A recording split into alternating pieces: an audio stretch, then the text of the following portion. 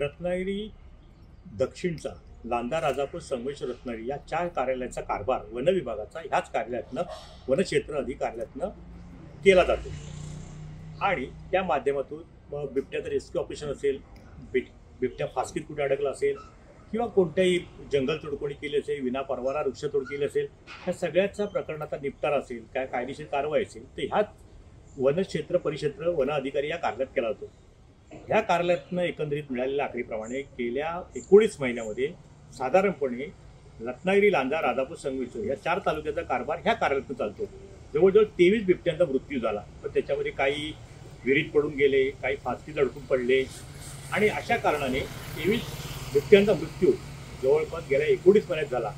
हे विभाग वन विभागामध्ये साधन समृद्धीचा थोडाफार अभाव आहे, मनुष्यबळ कमी आहे आणि त्याच्यामुळे इथले असलेले वन अधिकारी हे कायम रेस्क्यू ऑपरेशनमध्ये कुठेतरी अडकलेले असतात।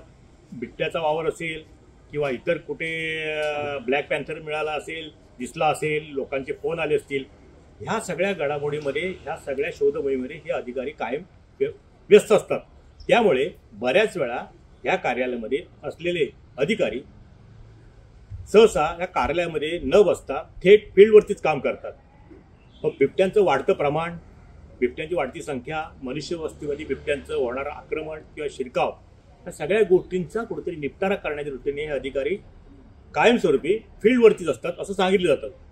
आता खरोखरच हे वन अधिकारी बिबट्यांच्या मागे जातात का, बिबट्यांचा शोध घ्यायला जातात का, ह्याचा मात्र तपास होणं तितकंच गरजेचं आहे। टाइम डिले करता किशोर मोरेसह शुभम पवार, रत्नागिरी।